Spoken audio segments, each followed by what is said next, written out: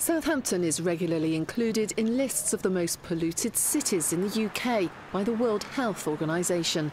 And that's why we chose to base our investigation there into the air quality at the school gates.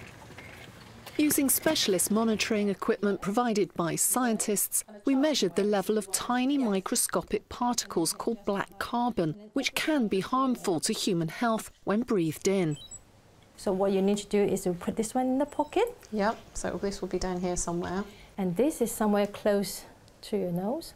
And this one is like taking the reading every 60 seconds. So if you're exposed to more air pollution, you'll see a spike in the data?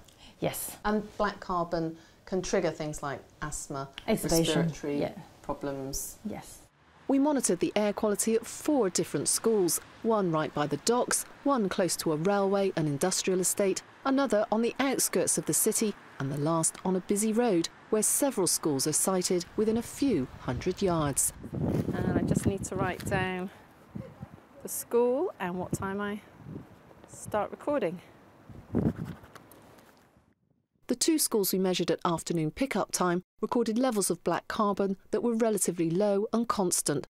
But one of the schools at morning drop-off recorded much higher results. Sholing Juniors had 12 so-called peak exposures. One was more than 7 times that recorded at other schools.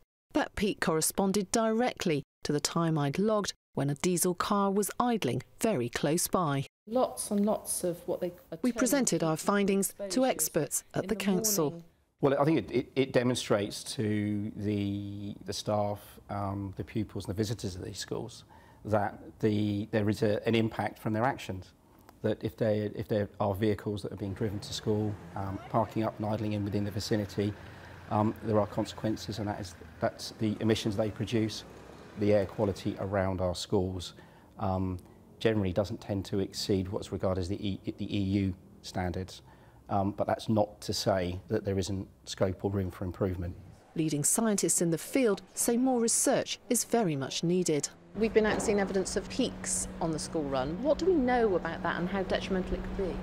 So the effect of peaks is really unclear. We suspect that a peak actually will cause more particles, sooty particles, to get into the lungs because it overwhelms the normal protective mechanisms in your nose and your mouth. But we really don't know yet whether twice a day the school run could be having a really detrimental effect on a child's health.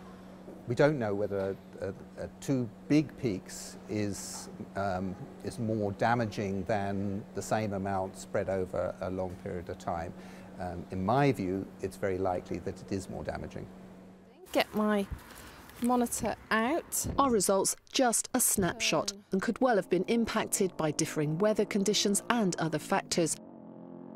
But they do highlight some of the challenges we face in places where improving air quality outside the school gates and beyond still has a long way to go.